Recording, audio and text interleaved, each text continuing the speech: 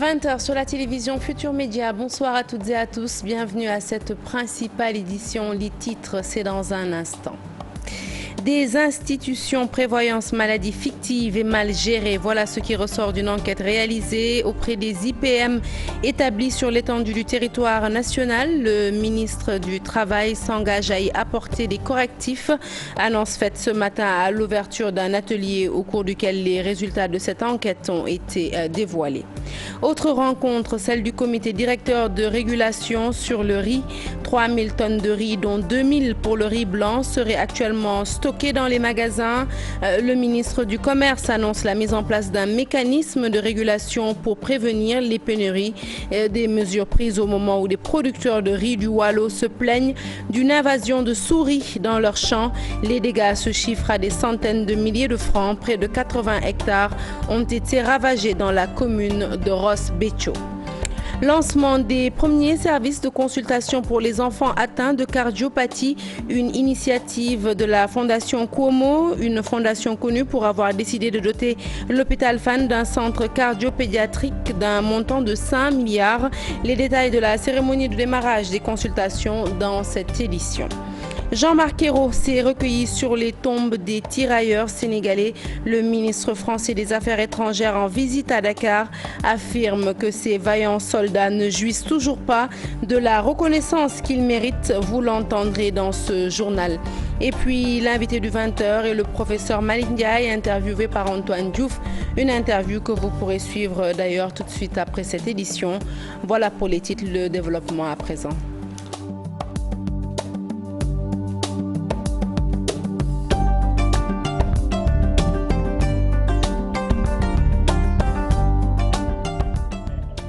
Bonsoir à tous, un journal que nous ouvrons tout de suite avec cette grosse perte pour le monde des arts et des cultures. Le chanteur Ndiouga Dieng a tiré sa révérence ce jeudi 10 novembre à l'hôpital principal de Dakar. Ndiouga Dieng est décédé des suites d'une longue maladie.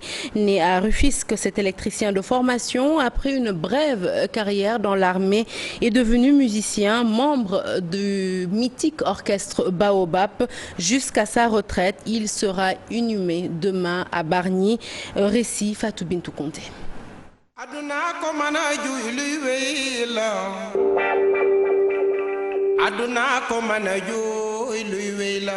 La mort a encore frappé le monde de la culture sénégalaise. Le chanteur Ndiouga Dieng n'est plus. Il s'est éteint ce jeudi 10 novembre à Dakar des suites d'une longue maladie à l'hôpital principal. Né à Rufisque, Ndiouga Dieng, fils de la célèbre cantatrice Fondégon Bambilor, a grandi à Bargny. Électricien de formation, il a également travaillé à la police qu'il a intégrée au milieu des années 1960. C'est après une brève carrière dans l'armée qu'il s'est tourné vers la musique en devenant membre de l'orchestre Baobab jusqu'à sa retraite. C'est le monde de la musique sénégalaise qui reste endeuillé par le décès de ce célèbre chanteur.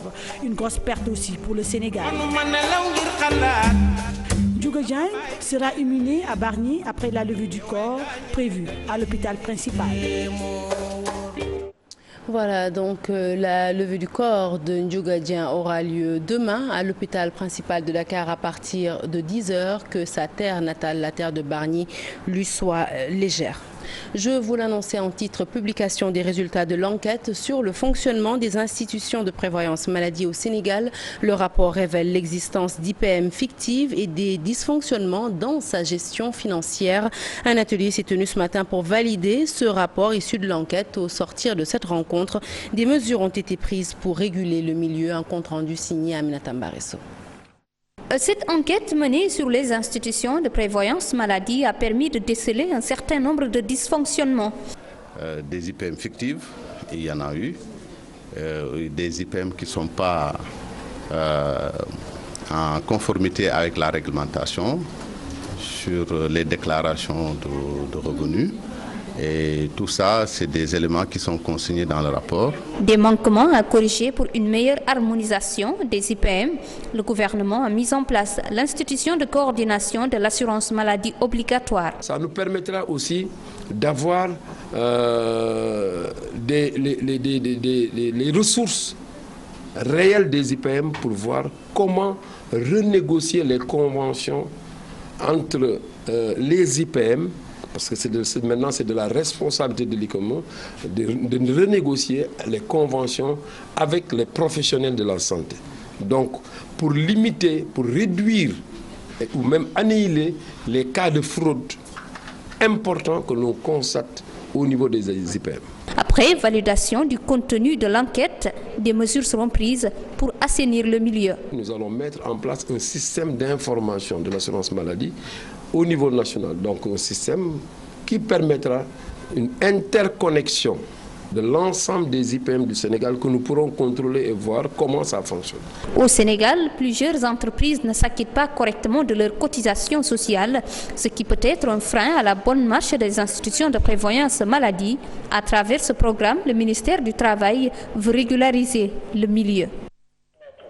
Autre rencontre, cette fois-ci, celle du comité de régulation sur le riz, tenue également ce jeudi matin. 3000 tonnes, c'est le stock qui serait actuellement dans les magasins. D'après les producteurs, sur cette quantité, 2100 tonnes de riz blanc. Toutefois, de nombreux producteurs n'ont toujours pas procédé à la déclaration de stock de riz dont ils disposent, ce qui bloque le suivi de la commercialisation. Le ministre du Commerce, Alioune Sarr, invite les différents acteurs autour d'un mécanisme de régulation pour prévenir les pénuries. Maïmouna Ndiaye, Thierno Laurent Mendy pour le compte-rendu. Plus d'une heure de réunion, importateurs, producteurs de riz, ministère du Commerce, sur la pénurie de riz notée, un ministre exigeant sur les chiffres. 3500 tonnes. Qui 3500 tonnes, il y a 1500 et à peu près 2000 tonnes. Des producteurs, différentes qualités de riz blanc annoncées pour le stockage. Actuellement, nous faisons 1500 tonnes. De riz blanc. 3700 tonnes. 80 000 tonnes, la consommation mensuelle du Sénégal, les services du commerce intérieur sont formels. Pour la semaine du 7 novembre 2016, nous avons un stock global de 8614,756. Le riz Sénégal globalement constitue 2804 tonnes. 566. Pourtant, un protocole d'accord était signé au mois d'août 2016 pour éviter ce problème dans la commercialisation du céréal le plus prisé des Sénégalais, mais des blocages sont toujours notés. L'UNACOIS ne cherche pas loin. Ce qui est constant, c'est qu'il y a une absence de concertation. Les stocks sont disponibles, c'est à peu près 3000 tonnes en moyenne. Ce qui nous pose problème, c'est la suspension des déclarations d'importation. Depuis 40 jours, il n'y a pas eu de mouvement. Une plateforme, le nouveau mécanisme consensuel pour la commercialisation du riz blanc. Ces 36 000 tonnes de la campagne en cours sont également achetées par les commerçants importateurs parce qu'ils sont là. C'est ça qu'ils ont signé. Et donc c'est ça qui nous permet justement d'avoir l'offre intérieure et de réguler justement les importations. Et j'encourage également à ce que tous les riziers participent activement à la plateforme. Parce que si vous avez votre riz et que vous avez un autre circuit également qui n'est pas celui de la plateforme, voilà, vous avez des difficultés. Plus de pénurie de riz d'ici 3 jours, rassure l'UNACOIS. Le ministre du Commerce, pour sa part, garantit un approvisionnement du marché intérieur et la commercialisation du riz blanc. Et toujours dans ce registre, sachez que dans la commune de Ross Béthio, les producteurs de riz sont très inquiets à cause d'une invasion de souris qui ont attaqué leurs champs. Pour le moment, des centaines d'hectares sont détruits. Rien qu'au village de Soulou, 80 hectares ont été emportés par les rongeurs. Les experts déplacés sur place n'ont pas pu faire grand-chose, hélas, et pourtant, les producteurs étaient prêts à la récolte. Un phénomène bizarre, mais aussi très inquiétant, que les producteurs n'ont jamais connu, nous disent nos correspondants sur place, Ousseynou Diop et Habib Sek. Dans les villages de Souloul, Kassak et Mundom, les paysans ont rencontré d'énormes difficultés. Rien qu'à Souloul, les producteurs de riz ont perdu plus de 80 hectares de riz prêts à la récolte. Les attaques et les souris ont tout détruit à l'espace de quelques jours. 108 hectares. À Souloul, les souris ont détruit des dizaines d'hectares. C'est du jamais vu. Nous sommes très inquiets en ce moment. Ils ont attaqué toutes les cultures de riz. Pour éviter l'exode rural des centaines de jeunes issus du village de Souloul et environ, les populations comptent sur le soutien des autorités gouvernementales. Actuellement, nous sommes très inquiets. Dans les villages, tous les pères de famille avaient engagé des dettes auprès des banques. Nous sommes endettés. Le gouvernement doit nous aider. Dans ces villages, les choses se sont passées très vite. Les cultures de riz sont attaquées par des insectes et des souris. Quelques jours après leur passage, tous ces hectares de riz sont détruits. Les populations, surtout les femmes, sont inquiètes et ne savent plus à quel saint se vouer. Parce qu'aujourd'hui, si on ne le fait pas, tous les jeunes vont quitter le village, il y aura l'exode rural, mais aussi personne ne reste plus dans le village. Seuls les vieux et les femmes âgées. Dans la saison qui arrive, il reste environ 7 mois. Et dans ces 7 mois, si on n'a pas de récolte, rien à cultiver, on n'aura plus rien à manger. Et ça, c'est un fléau qui est difficile dans notre village, qui est difficile à survivre et que nous demandons vraiment que l'État puisse nous aider. Les experts canadiens et de la SAED ont fait le déplacement pour constater l'état de dégradation des dizaines de champs. Mais aucune solution n'est prévue pour l'instant. Les producteurs craignent que les autres champs seront affectés dans la zone. Et de Ross Béthio, nous mettons cap sur Bogal, la commune de Bogal. Sur place, la mairie a procédé à la distribution de fournitures scolaires. Mais les directeurs d'école, les enseignants, le sous-préfet de Bogal déplorent le retard accusé dans cette démarche. Les directeurs d'école déclarent qu'il y a 18 écoles sur les 20 qui sont des abris provisoires. Une situation qui ne permet pas un enseignement de qualité. Le sous-préfet de Bogal déplore le fait qu'il n'y a pas de cycle complet dans la plupart des écoles de la localité. En effet, sur les 20 établissements élémentaires, seuls 3 ont un cycle complet du CI au CM2. Une correspondance de Bakary Conté. Des fournitures scolaires qui arrivent tardivement, déclare le collectif des directeurs d'école et enseignants de la commune de Bogal. Nous déplorons un peu le retard qu'on a eu noté pour matérialiser le Ubité Djangatei. Parce qu'en zone rurale, les parents d'élèves cultivateurs n'ont rien encore vendu. Donc, si les fournitures viennent un peu plus tôt. Selon le Codex, 50% des salles de classe sont en abri provisoire. Pour ce qui est des abris provisoires, le record, c'est toujours l'arrondissement de Bogal qui bat le record, avec plus de 50% des classes sont en abri provisoire encore. Et cette année, pour ce qui est de la construction des murs à travers le BCI, on nous a annoncé que nous avons 2 salles de classe seulement à construire dans la commune. Donc c'est insuffisant. C'est un handicap pour le Ubité Djangatei. Parce que les abris provisoires, ça se fait à base de crintin, à base de tiges de mur, alors que les récoltes ne sont pas encore terminées. Sur les 20 écoles que compte la localité, 3 seulement sont en cycle complet. Le sous-préfet de Bogal, Abbas Ndiaye, demande l'implication de tous. L'éducation est une compétence qui est transférée. Il ne s'agit pas seulement d'attendre que l'État mette des moyens, un budget à leur disposition pour qu'ils puissent construire, mais chaque maire doit aller chercher un partenaire. Ça aussi c'est important. Les populations aussi doivent s'y mettre parce qu'en réalité, comme je l'ai dit, l'éducation coûte excessivement cher. L'arrondissement de Bogal, il est important aussi de dire que c'est 20 écoles, mais sur les 20 écoles, nous n'avons pas 3 écoles à cycle complet. Ça aussi, c'est un handicap par rapport au développement de l'éducation dans la zone.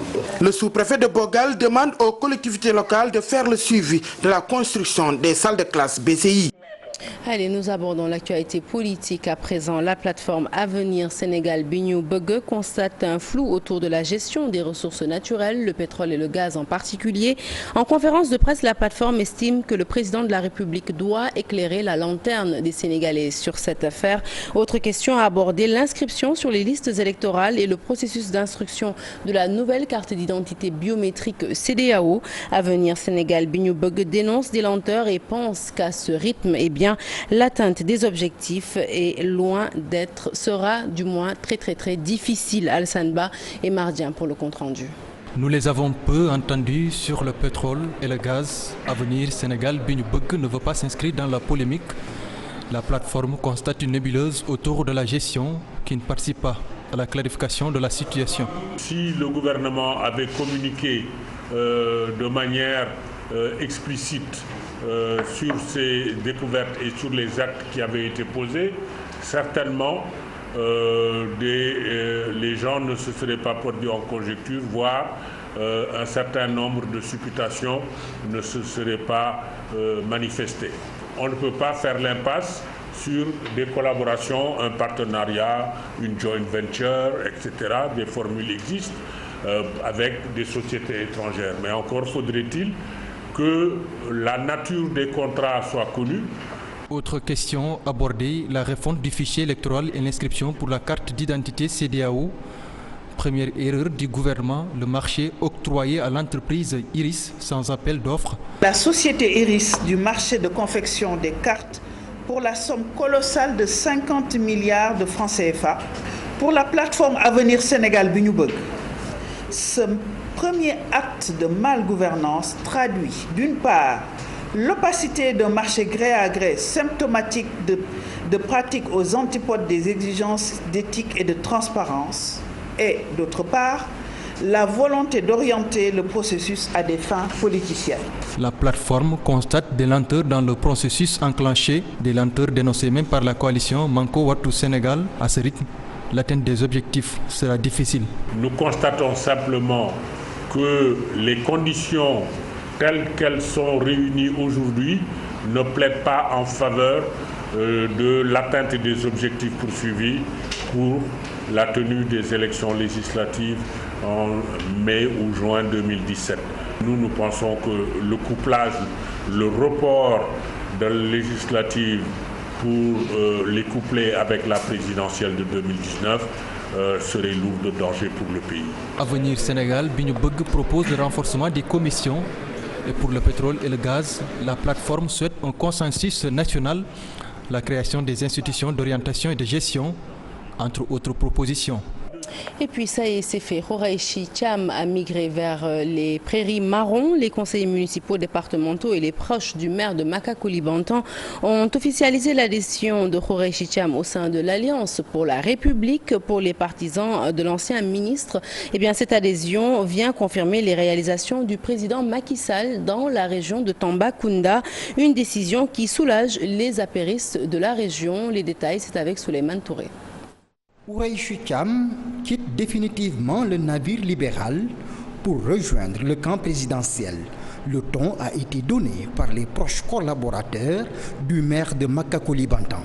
On a voulu mettre en exergue l'adhésion de l'ancien ministre maire de la commune de Maka-Koulibantang, Khouraïchi Thiam, au sein de l'APR, derrière le directeur général Mamadou Kassé.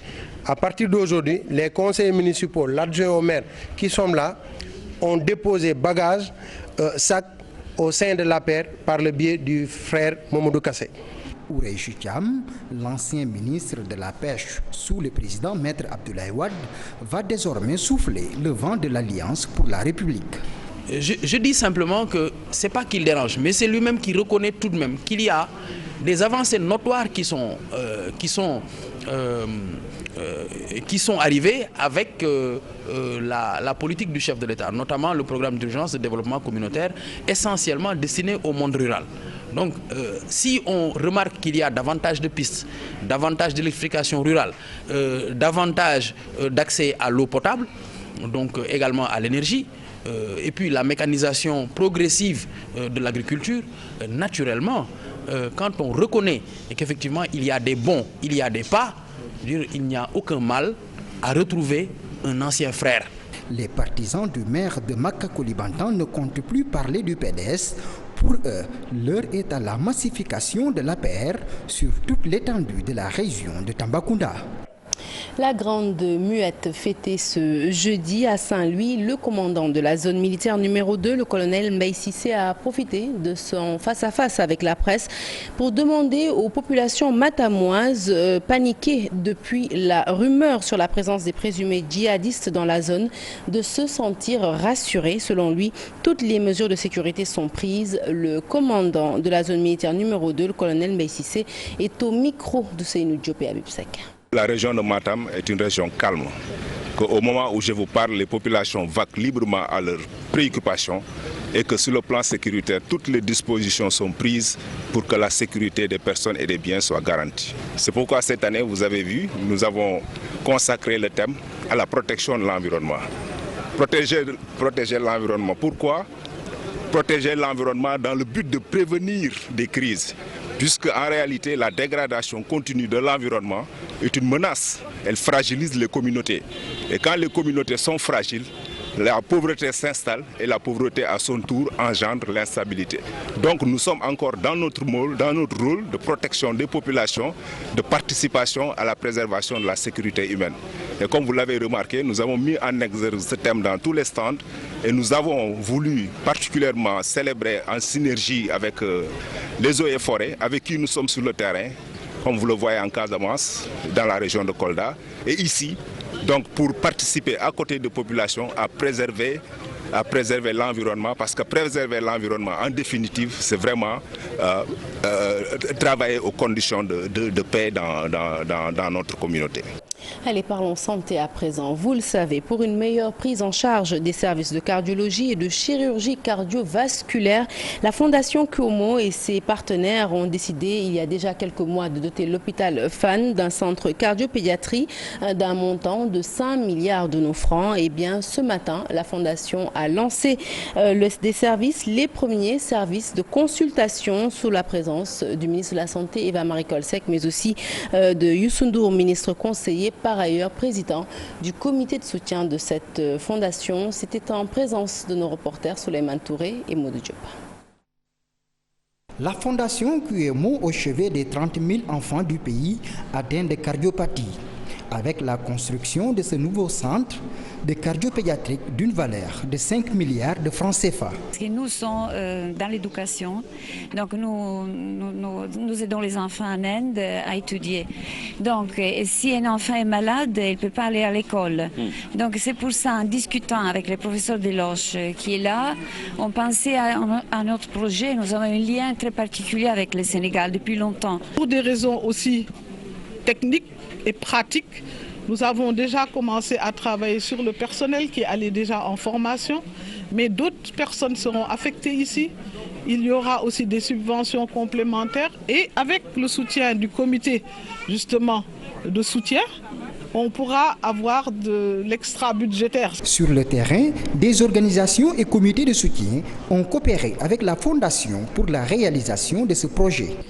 Vous savez, quand on voit un rêve réalisé, c'est très émouvant. Et quand je vois ces premiers enfants, eh bien, je crois qu'on peut dire que déjà un grand pas est fait. Donc je dirais que c'est un grand jour pour le cœur du Sénégal et surtout pour le cœur des enfants du Sénégal. Nous avons récolté près de 200 millions, presque 200 millions. Et cet argent-là sert uniquement à appuyer les familles qui n'ont pas de moyens et qui ont des enfants qui sont là, qui doivent être opérés.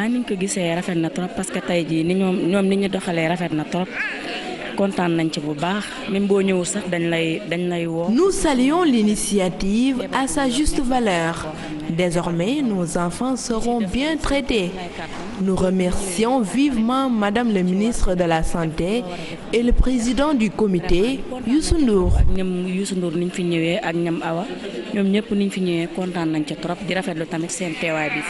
Certains enfants ont bénéficié des premiers services de consultation du centre, une première étape avant le démarrage de l'activité opératoire prévue en janvier 2017. Parlons à présent de la visite du ministre des Affaires étrangères, du ministre français des Affaires étrangères au Sénégal. Cet après-midi, Jean-Marc Ayrault et son homologue sénégalais Mankeur Ndiaye ont donné une conférence de presse en prélude à la visite d'État qu'effectuera le président Macky Sall le 7 décembre prochain à Paris. Jean-Marc Ayrault s'est dit confiant du renforcement des relations bilatérales entre la France et le Sénégal. Il a en outre promis une augmentation de l'aide publique au développement. Compte rendu de cette visite est signé Mambiram Diouf et Thierno Laurent Mendy. Ému de ce déplacement de plus au Sénégal, le ministre français des Affaires étrangères et du Développement international, après avoir reçu la plus haute distinction sénégalaise ce jeudi, a salué les relations fortes et séculaires qui lient la France et le Sénégal. J'ai eu l'honneur de recevoir cette décoration, l'Ordre du Lion, et qui est pour moi un grand honneur. J'y suis particulièrement sensible, c'est pour moi le symbole d'une forte relation et surtout d'une riche amitié. Le président Macky Sall va venir en visite d'État en France. Nous souhaitons que ce soit le couronnement de toute cette période intense de relations politiques que nous avons eues ces derniers mois, nombreuses visites ministérielles, Premier ministre, ma visite encore dans quelques jours, le ministre des Affaires étrangères, qui sont le symbole aussi d'une relation de confiance, d'amitié et de coopération entre le Sénégal et la France. Les deux pays qui ont épluché les relations politiques, économiques et sociales ont réitéré leur engagement au Conseil de sécurité de l'ONU pour le maintien de la paix et de la sécurité, particulièrement en Afrique. Les opérations de maintien de la paix dans un contexte de menaces asymétriques, notamment de menaces terroristes, en prenant des exemples concrets comme la situation au Mali, sur laquelle nous avons échangé, et la situation également en RDC, des pays qui font face à ce type de difficultés. Nous avons pu apprécier, puisque nous avons beaucoup coopéré ensemble, tous les thèmes que le Sénégal a bien voulu mettre sur la table. En matière de développement économique et social, notre coopération est en train de prendre de l'ampleur. En tant que ministre des Affaires étrangères, puisque j'ai cette compétence dans mon ministère, actuellement je présente le budget pour l'année 2017 et j'ai veillé à ce que l'aide de la France, l'aide publique au développement, augmente de façon très forte, pas seulement en termes de prêts ou à taux bonifiés, mais aussi en termes d'aide directe pour des pays qui peuvent en avoir besoin davantage que d'autres.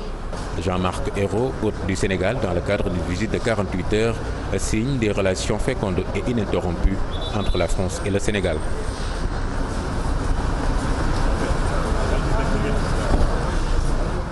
Et puis retenez qu'au terme de cette visite, au terme de cette conférence de presse plutôt, Jean-Marc Ayrault a eu un mot à l'endroit des tirailleurs sénégalais. Selon lui, les tirailleurs sénégalais n'ont toujours pas eu la reconnaissance qu'ils méritent. C'est du moins son avis qu'il va se recueillir dès demain sur les tombes de ces vaillants soldats au cimetière de Thiaroye. Nous l'écoutons. Ce matin, j'étais présent à l'invitation du président Macky Sall aux côtés de mon collègue ministre des Affaires étrangères pour cette cérémonie en hommage aux forces armées sénégalaises. Mais je n'oublie pas le sacrifice aussi de ce que l'on appelle les tirailleurs sénégalais, même s'ils n'étaient pas que sénégalais. Mais l'effort et le prix du sang qu'ils ont payé pour la reprise du fort de Douaumont, cette première guerre mondiale à laquelle ils ont participé. Et puis il y a eu la Seconde Guerre mondiale. Je n'oublie pas tous ces efforts, tous ces sacrifices. Il n'y a pas toujours eu d'ailleurs la reconnaissance qui aurait dû leur être accordée. Évaluation ce jeudi du programme d'eau potable et d'assainissement du millénaire, le PEPAM. 11 années après son lancement, le gouvernement sénégalais se félicite des avancées dans l'hydraulique à Dakar, mais aussi à l'intérieur du pays. Avec le PEPAM, le Sénégal vient d'atteindre un objectif parmi ceux des objectifs pour des OMD plutôt, et vise maintenant les ODD. C'est un compte-rendu de Cheikh Hassan Affal et Léa Niafouna. Le programme d'eau potable et d'assainissement du millénaire PEPAM, un pari gagnant pour le Sénégal. Le chef du gouvernement et son ministre de l'hydraulique tirent un bilan du projet. Avec le PEPAM, qui a eu à mobiliser donc différents bailleurs, à peu près 4 bailleurs, l'AFD, la BI, la BOAD et un petit peu donc l'Union européenne, à conjuguer leurs efforts pour permettre au Sénégal de pouvoir améliorer le taux d'accès donc par rapport à l'hydraulique urbaine. Nous sommes fiers des performances réalisées. Des taux d'accès de 98,5% pour Dakar urbain, 88,2% pour la zone périurbaine et rurale de la région de Dakar, 79,2% pour les centres urbains de l'intérieur. Le PEPAM a changé le quotidien de plusieurs milliers, je dirais plusieurs centaines de milliers, voire de millions de nos compatriotes, grâce aux forages équipés, à la construction de réservoirs, à la réalisation de branchements sociaux et aux extensions de réseaux. Un impact senti par toute la population de l'avis du directeur de la SONES. Les populations aujourd'hui, depuis cet été en tout cas, ont bénéficié d'un plus grand confort dans l'approvisionnement. Il y en a même comme anecdote qui nous disait on a été obligé de changer nos robinets parce que la pression était tellement forte que la robinetterie ne pouvait pas tenir. Le PEPAM a donc fait ses preuves et pas seulement. Nous allons commencer la construction dans les jours à venir, dans 2 à 3 semaines, d'une usine de défluorisation à Fatick et d'une usine de défluorisation à Koungheul. Les 2 usines de défluorisation de Kaolack vont venir dans les mois. Également, pour améliorer l'eau de la banlieue de Dakar, nous sommes en train, avec une entreprise locale, de construire une usine de déferrisation qui se situe au niveau du site de Sébikotane.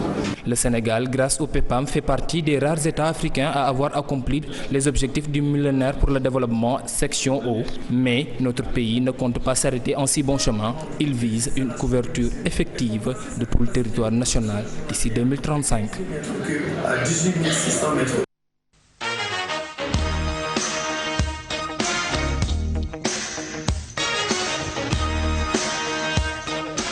Du sport tout de suite avec du football, tous les yeux rivés sur le match Afrique du Sud de Sénégal prévu ce samedi. Les Lions comptent déjà 4 séances d'entraînement, dont 3 à Polokwane, comme vous le voyez sur ces images. Les Lions au complet ne se sont pas encore rendus sur le terrain du stade Peter Mokaba, lieu de la rencontre. Ils profitent des 2 terrains abrités par l'hôtel où ils sont actuellement installés et peaufinent d'ores et déjà leur stratégie pour contrer les Bafana.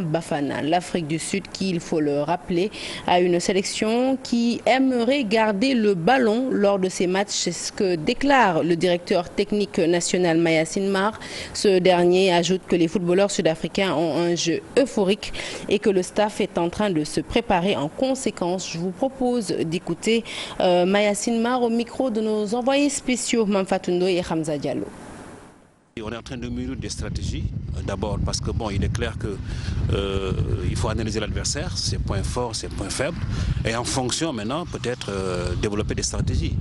Cela peut changer pendant le match, parce que pour tout ce qu'on prévoit également aussi, on n'est pas sûr effectivement que cela effectivement va se passer comme on le dit. L'Afrique du Sud peut venir et peut-être trouver une autre stratégie qui fait que forcément on est obligé donc de changer. Quand vous prenez l'Afrique du Sud, généralement c'est une équipe qui joue beaucoup de l'intérieur. C'est-à-dire donc c'est pas une équipe qui joue sur les côtés. Naturellement, une utilisation des latéraux sur les côtés, mais le jeu est plus à l'intérieur.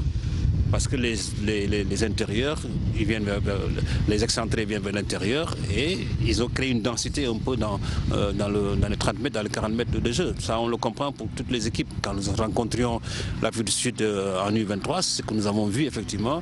Quand vous regardez également les U20 jouer, c'est la même chose. L'équipe A également aussi, c'est pas la même chose. Donc nous comprenons un peu en fait leur qualité de jeu. Et nous suivons également le championnat. Je pense que nous voyons un peu les équipes comme Pirates, Sundowns, extrêmement jouées. On voit un peu quand même la qualité de joueurs. C'est-à-dire c'est des joueurs effectivement qui aiment tripoter le ballon, c'est des joueurs qui aiment jouer dans l'extase, c'est des joueurs qui ont frappé beaucoup, hein, c'est des joueurs qui aiment surprendre. Donc tout ça, c'est des choses qu'on a pris en compte. Voilà donc l'équipe du Sénégal à 48 heures de son affrontement avec les Bafana. Un match qui, je le rappelle, est comptant pour les éliminatoires de la Coupe du Monde qui se tiendra en Russie en 2018. Retour au Sénégal et plus précisément à Rufisque pour parler de ce regain d'espoir chez les sportifs rufisquois qui réclamaient la livraison de leur stade tant aimé, le stade Galandou Diouf. Eh bien, le ministre des Sports a lancé la reprise des travaux et sous peu, l'infrastructure sera fonctionnelle, ce qui sera, vous l'imaginez bien, une aubaine pour Teungueth Football Club qui reçoit ses matchs hors de Rufisque, mais aussi au championnat populaire suspendu depuis 5 ans au niveau de la commune. Ousseynou Thiam, Biradiania. Après un long arrêt qui avait suscité le courroux des sportifs rufisquois, les travaux du stade Ngalandou Diouf reprennent. Comme il l'avait annoncé, le ministre des Sports a procédé au lancement officiel de la reprise des travaux au grand bonheur du collectif qui réclamait la livraison du stade. C'est beaucoup d'enthousiasme aujourd'hui qui anime l'ensemble des populations par rapport à ce chantier qu'on est en train d'aborder. En tout cas, nous aujourd'hui, on est satisfait et on est conscient que l'objectif qu'on avait au début de ce combat combat, c'était d'impliquer les autorités pour qu'ils prennent en charge ce dossier. Aujourd'hui, on est réconforté par rapport à cela. Annoncé tout à l'heure, à faire de ce chantier un chantier qui vit, un chantier qui pourra être à l'image des ambitions de la population pour que le sport reprenne vie au niveau de Rufisque. Pour ces sportifs rufisquois, il faut déjà réfléchir sur le mode de gestion de cette infrastructure. Dorénavant, qu'on cogite autour de la gestion de ce stade, qui sera un joyau pour le département. Il faudra une large concertation de tous les acteurs du stade pour qu'on puisse trouver un format adéquat pour une bonne gestion, saine et transparente, mais surtout une très bonne maintenance de cet outil. Il faut que l'on lance le débat tout de suite, parce que gérer, c'est prévoir. Le stade qui permettra à Teungueth Football Club de mettre fin à son statut d'équipe sans domicile fixe, mais aussi au championnat national populaire de retrouver les sensations du mouvement navétane. Allez, merci à Ousseynou Thiam-Bira Diagne pour ce reportage. Merci également à vous qui nous avez suivis ce soir. Prochain rendez-vous de l'information de tout en images à 0h. L'info qui continue comme d'habitude sur votre site www.igfm.sn. Tout de suite, le sport c'est fini, mais la politique ça continue et c'est en permanence avec Bouba que je retrouve tout de suite. Bonsoir Bouba. Bonsoir Sarah et merci pour le journal. Vous le savez, le point final, c'est l'invité qui arrive dans un instant. Juste après ceci, c'est parti.